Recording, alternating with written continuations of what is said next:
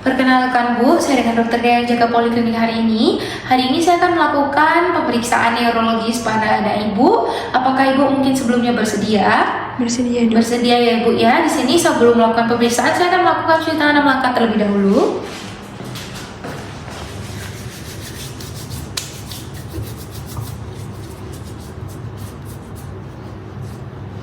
Sudah. Kemudian di sini saya akan melakukan observasi terhadap bayi terlebih dahulu. Saya akan menilai tingkat kesadarannya. Di sini untuk tingkat kesadarannya sendiri GCS 456 mulai dari mata pasien membuka secara spontan saya berikan skor 4. Kemudian dari verbal pasien mampu seperti babbling dan saya berikan skor verbalnya 5. Kemudian untuk motoriknya sendiri untuk pasien itu bisa bergerak secara spontan saya berikan skor 6, sehingga untuk GCS-nya 456 dalam batas normal. Kemudian untuk penilaian penampilan dan juga posturnya ini dalam postur yang normal, yaitu frog position.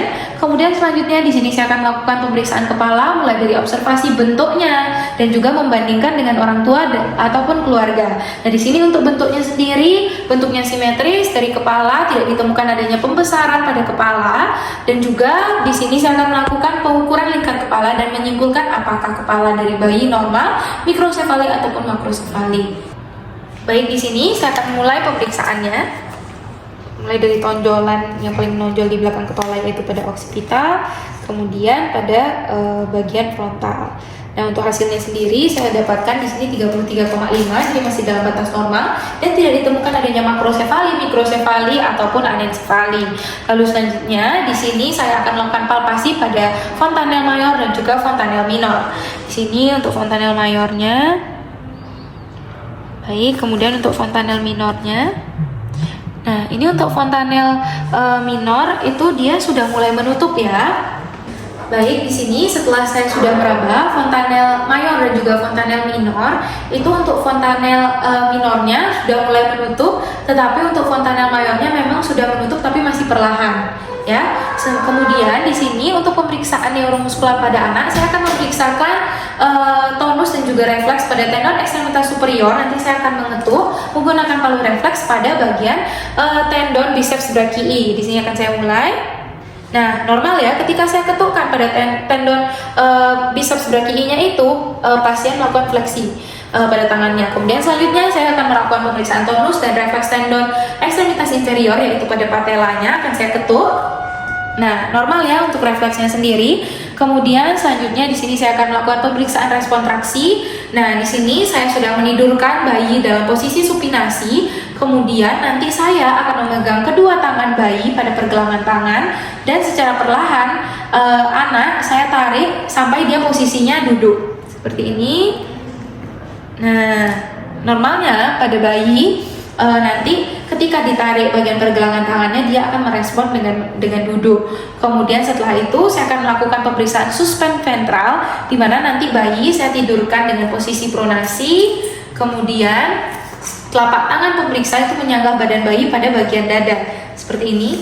Nah, seperti ini nanti bayi dia akan berusaha untuk meluruskan punggungnya. Baik, selanjutnya di sini saya akan melakukan pemeriksaan refleks patologis, yaitu ada refleks Babinski. Nanti saya akan menggunakan jarum tumpul palu refleks dari tumit sepanjang kurva lateral hingga ke metatarsal. Kemudian nanti dia akan positif bila terjadi ekstensi dari ibu jari kaki dan gerakan seperti kipas pada jari kaki yang lain. Saya akan mulai seperti ini. Tapi tidak ditemukan adanya ekstensi pada ibu jari dan mekar pada jari yang lain. Di sini ditemukan adanya pengerucutan seperti ini. Baik, di sini selanjutnya saya akan lakukan pemeriksaan refleks primitif. Yang pertama yaitu ada refleks Moro. Nanti saya akan menjatuhkan bayi secara mendadak selama 10-15 derajat. Nanti kalau positif itu dia refleksnya berupa ekstensi tubuh. Oke, saya akan mulai.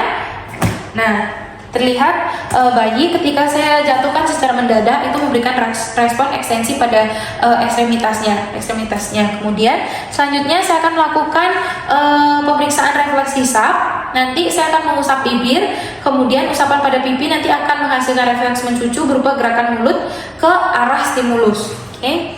Usap bibirnya terlebih dahulu, kemudian setelah itu usapan pada pipi nanti akan menghasilkan refleks mencucu. Nah, Nah, kemudian di sini normal ya untuk refleksi subnya sendiri. Lalu selanjutnya di sini ada refleks tonik leher yang dimana kita membelokkan kepala bayi yang berbaring terlentang secara cepat ke satu sisi.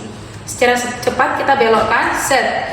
Nah, kemudian nanti akan terjadi ekstensi lengan dan juga tungkai pada sisi kemana wajah diputar dan fleksi anggota gerak yang berlawanan. Nah, saya ulang lagi. Nah, kemudian secara cepat, normal ya. Kemudian selanjutnya ada reflex withdrawal, di mana kita lakukan dengan merangsang telapak kaki bayi dengan jarum tumpul palu refleks. Maka nanti akan terjadi fleksi tungkai yang dirangsang dan kadang diikuti dengan ekstensi tungkai kontralateral. Oke, kita coba ya. Kita berikan rangsangan jarum tumpul, set. Nah, normal untuk refleks withdrawalnya. Kemudian untuk refleks meluruskan leher, kita lakukan rotasi badan searah putaran kepala pada anak yang terlentang. Kita lakukan rotasi badan. Nah, seperti ini. Kemudian rotasi badan searah putaran kepala. Lalu kita lanjutkan juga pada sisi satunya. Oke, kemudian selanjutnya kita lakukan pemeriksaan refleks genggam dengan meletakkan, dengan memberikan tekanan ringan pada telapak tangan. Nah, nanti bayi akan dia secara otomatis menggenggam tangan kita. Kemudian kita lakukan pemeriksaan refleks landau di mana kita angkat anak dalam posisi tengkurap. Kemudian dengan tangan pemeriksa di bawah perut, lalu kita berikan sedikit dorongan pada bagian kepala. Nah, nanti normalnya setelah kita lepaskan, dia akan memberikan respon berupa ekstensi kepala, badan, dan juga panggul. Dan fleksi badan dan panggul timbul bila kepala difleksikan seperti ini. Nah, oke.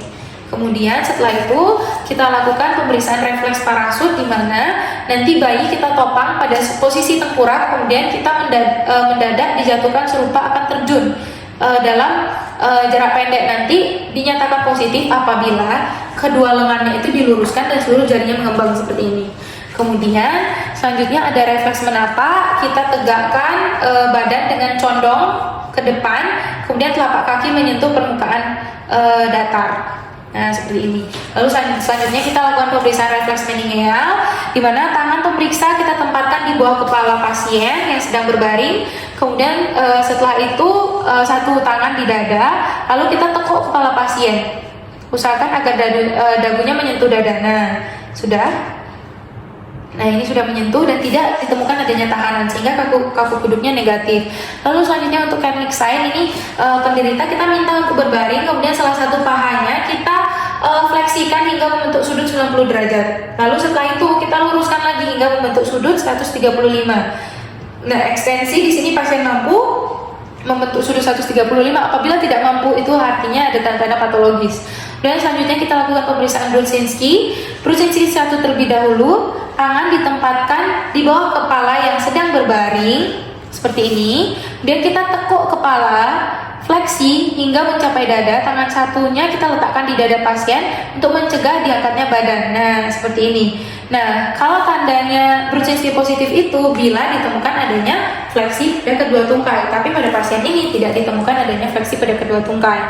Kemudian selanjutnya untuk Brudzinski 2 itu pada pasien yang sedang berbaring, satu tungkai difleksikan pada persendirian panggul, kemudian sedangkan satu tungkainya dalam posisi lurus. Nah, tanda kalau misalnya Brudzinski-nya positif itu apabila tungkai yang satunya itu ikut fleksi juga, tapi pada pasien tidak ditemukan hal tersebut.